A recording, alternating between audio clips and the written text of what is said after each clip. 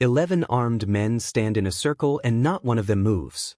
That is the first thing Zuri sees when she steps into the garden. Stillness where there should be panic.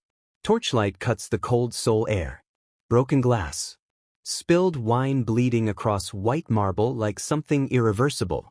And in the center of it all, a man on his knees. Not begging. Not crying. Just trembling. The way a building trembles before it falls. She has never seen Director Kwon before. But she knows his kind. Men who carry silence the way others carry weapons. Men who don't kneel. Yet here he is. On both knees. On his wrist, a small black device blinks red. Steady.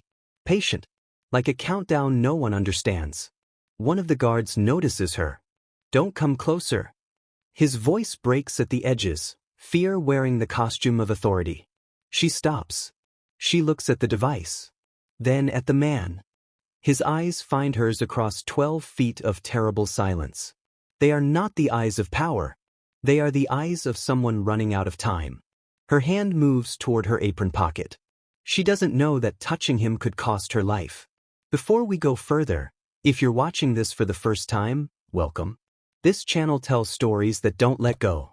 Hit that subscribe button right now and turn on notifications so you never miss what comes next. And drop a comment below. Would you have helped him? Let's go.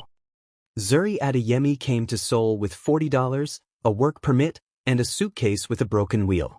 That was 3 years ago. Now she moves through the city's richest district as a shadow, cleaning floors that cost more than her mother's house in Lagos, laundering sheets she will never sleep on, cooking food she tastes only with her eyes. She is 28. She sends 60% of every paycheck home. She has not taken a day off since February. Tonight she was covering a shift that wasn't hers. A coworker called out sick and Zuri said yes before the sentence finished. That is who she is. The one who says yes when everyone else is already gone. She was not supposed to be in that garden.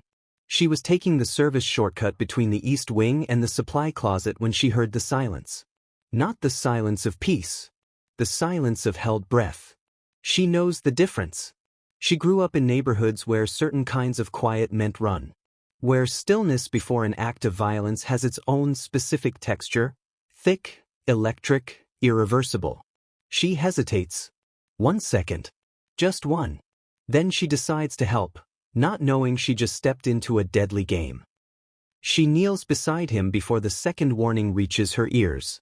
Up close, Director Kwon's breathing is shallow and mechanical. The sound of a body running on decision rather than oxygen. His skin is damp. His eyes track her with the last concentration he has left. The device on his wrist is small, roughly the width of 2 fingers. Black composite casing. 4 blue wires visible at the seam. The red blink pulses every 3 seconds. She has seen devices like this before. Not this one specifically. But the logic of them, pressure sensitive, proximity activated. Her cousin worked electronics in Abuja. She listened. She does not touch it. Instead, she reaches into her cleaning apron and removes a ceramic utility cutter. Matte white. Non-metallic.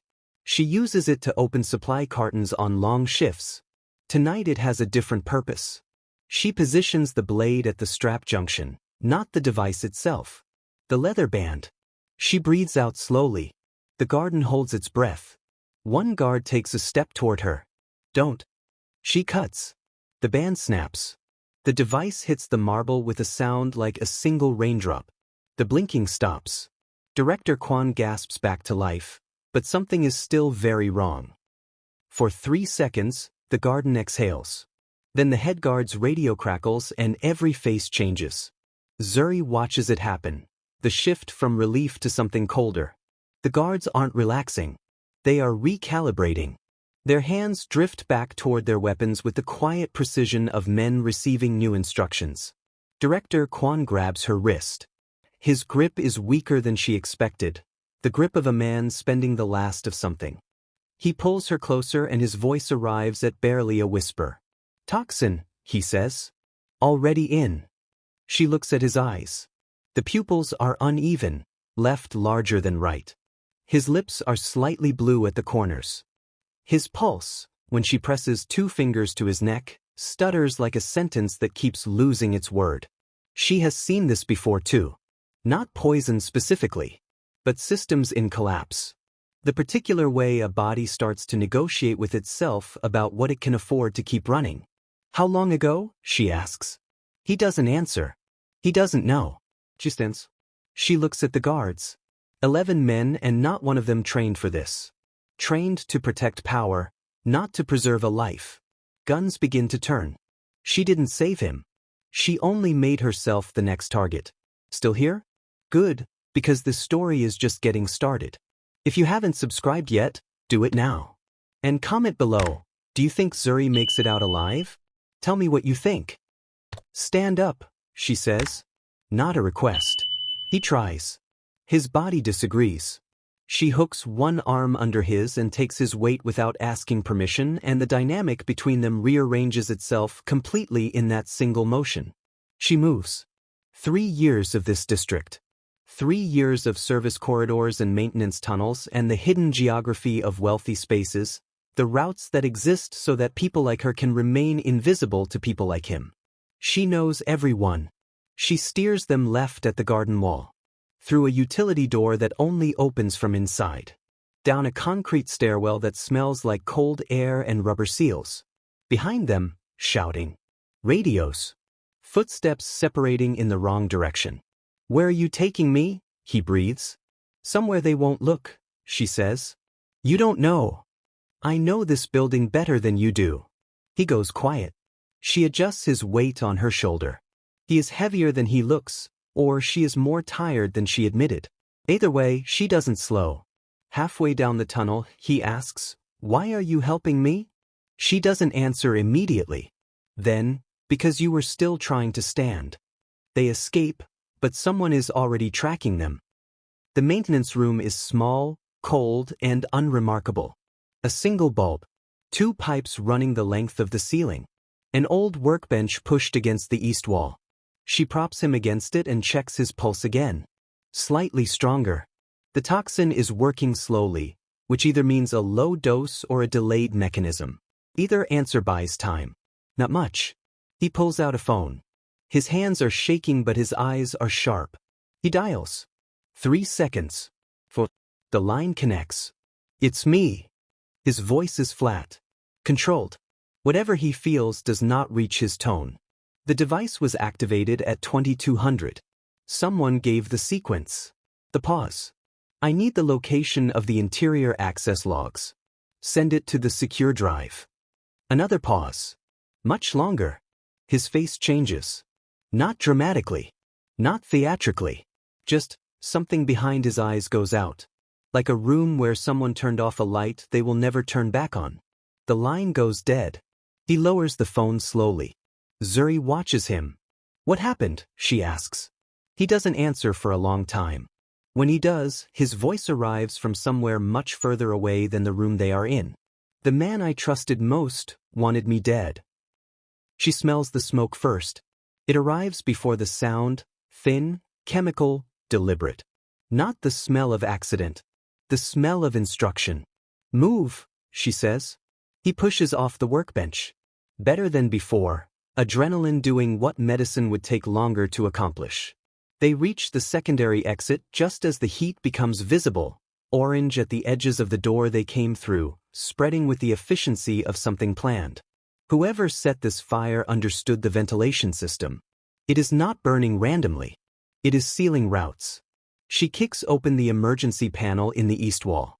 A narrow crawl corridor, barely wide enough for shoulders. Maintenance access for pipe workers. She goes in first. He follows. Behind them, glass cracks under expanding heat. They emerge into an alleyway she has used 3 times in her life to avoid the late shift supervisor's route checks. Cold air hits her face like a hand pressing flat against her skin. They run. 2 blocks. 3. They stop in the shadow of a loading dock. She looks back at the building.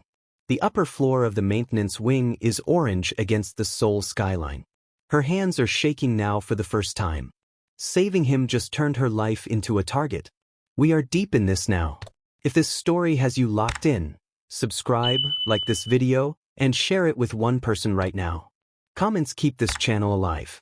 Drop yours below. She calls home at 1:14 in the morning. Her sister picks up on the second ring, which means she wasn't sleeping either. Chisholm is 17 and watching their mother while Zuri is abroad, and that arrangement works because it has to, not because it is fair. Zuri? It's the middle of... Is Mama okay? Yes. She's sleeping. What's wrong? Nothing. Just check the locks. All of them. The pause. You're scaring me. I know. I'm sorry. Just check them. Don't let anyone in tonight who isn't supposed to be there. She ends the call before Chisholm can ask more questions. Director Kwon is watching her from across the loading dock. His breathing has stabilized. The color is returning to his face in small increments. Family, he asks. Sister. Mother. She pockets the phone. Back in Lagos. He nods slowly. She looks at him, this man who collapsed empires with a whisper, who 11 trained men refused to touch, who is now sitting on a cold concrete step in a service alley because of her decision. A decision she made in 2 seconds. A decision that has now reached across the world to the people she loves most. This was no longer about helping.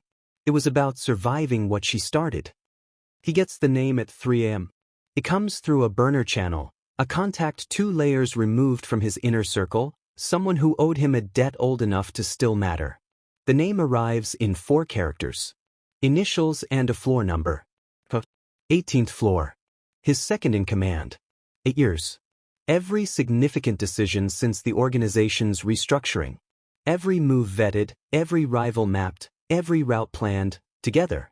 He stares at the message for a long time. Zuri says nothing. She has learned in the last 4 hours that this man processes alone. That silence is not absence with him, it is work. I can end this tonight, he says finally.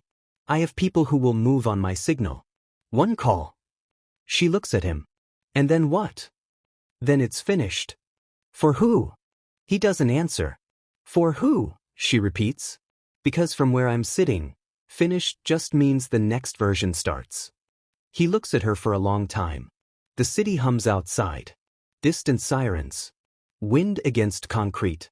He has a chance to leave. His car, his people, his power, all still accessible. All still waiting. He made a decision no one expected. He turns himself in at dawn. Not to police, to a government oversight committee that has been building a case against his organization for 6 years and never had enough. He walks through a side entrance on Namdesol with a drive containing everything. Names. Transactions. Routes. Dates. Everything.